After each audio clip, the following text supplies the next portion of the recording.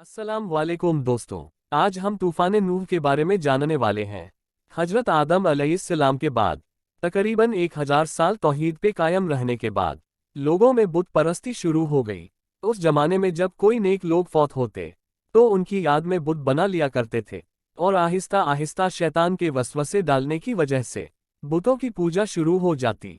जब बुत परस्ती आम हो गई तो अल्लाह ने हजरत नूह अलैहिस्सलाम को रसूल बनाकर भेजा। हजरत आदम अलैहिस्सलाम के बाद यह पहले नबी है जिनको रिसालत अता की गई। सही मुस्लिम की एक हदीस में हजरत अबू हुरैरा से एक रिवायत है, हजरत नूह अलैहिस्सलाम दावत व तबलीग के सिलसिले में सख्त मेहनत करते थे। दिन रात उनके घरों और इज्तिमात में जाकर उनको दावत देते। आप उन्हें अलानिया और पोशीदा दावत देते। उनको दावत देते हुए 950 साल गुजर गए, लेकिन सिवाय चंद लोगों के कोई ईमान नहीं लाया। उसी जमाने में एक मगरूर बादशाह था जो अपने कौम से कहता था, नूह की बातों पर ध्यान मत देना और ना इससे बहस करना। यह जो करता है इसे करने दो, तुम अपने बुतों की पूजा पर डटे रहो।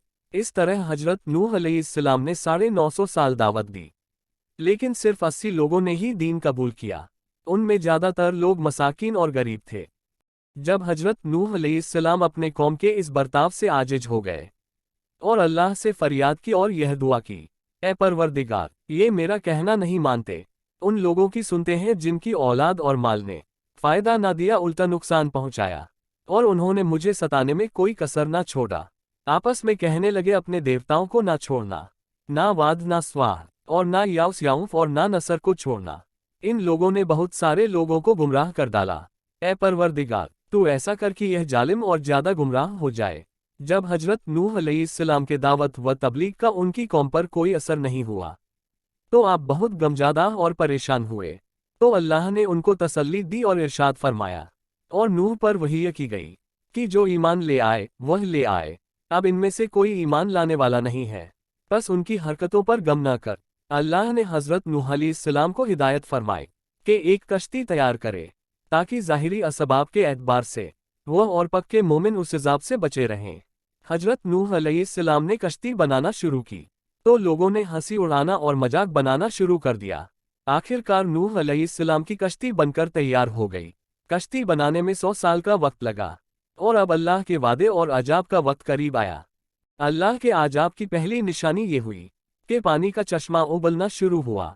तब अल्लाह ने अपने वही के जरिए हजरत नूह अलैहिस्सलाम को हुक्म दिया कि कश्ती में अपने खानदान वालों और जितने भी ईमान ला चुके हैं उनको सवार कर ले और तमाम जानवरों के एक एक जोड़े को भी सवार कर ले।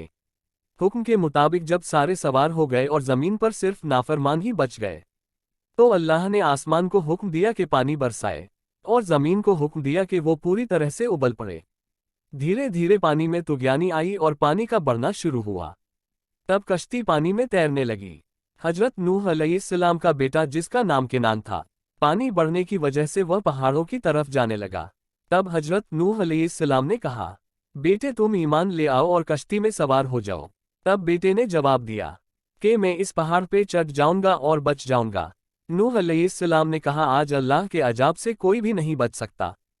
फिर एक पानी की मौज ने उसे डुबो दिया। मुसलसल दिन रात बारिश होती रही और चश्मे से पानी निकलती रही। आखिरकार पूरी नाफरमान कौम गर्क हो गई, कोई भी न बच सका। बाज रवायात में है कि नूह अलैहिस्सलाम की कश्ती 6 महीने पानी पर रही, और बाज रिवायात से मालूम होता है कि 10 मुहर्रम को नूह अलैहिस्सलाम कश्ती से नीचे उतरे। आखिर अल्लाह के हुक्म से तूफान रुक गया और आसमान से पानी बरसना थम गया। अल्लाह ने पानी को हुक्म दिया कि सारे पानी को निगल ले, चुनाचे ज़मीन ने सारा पानी निगल लिया। कश्ती जुदी नमी पहाड़ी पर ठहर गई। हजरत नूह अलैहिस्सलाम कश्ती से बाहर निकले। उस वक्त औलादे आदम में से कोई भी जिंदा नहीं बचा सिवाय उन लोगों के जो कश्ती पर सवार थे। तूफान के बाद नूह अलैहिस्सलाम मजीद 350 साल और जिंदा रहे। फिर नूह अलैहिस्सलाम वफात पा गए। राजे तरीन रिवायत के मुताबिक आप मक्का में दफन हुए, एक दूसरी रिवायत के मुताबिक आप लेबनन में दफन हुए। मोहतरम अजीज दोस्तों, छोटी सी गुजारिश है, अगर कोई वाकया कहानी अच्छी लग जाए तो वीडियो देख लेने के बाद थोड़ी सी जहमत फरमाकर अपने दोस्तों के साथ उसको शेयर कर दीजिए। यकीन कीजिए इसमें आपका बमुश्किल एक लम्हा जाएगा, लेकिन हो सकता है उस एक लम्हे की उठाई हुई तकलीफ से आपकी शेयर करदा तहरीर हजारों लोगों के लिए सबक आमोज साबित हो। अपना ढेर सारा ख्याल रखिएगा और मुझे अपनी दुआओं में याद रखिएगा। आमीन।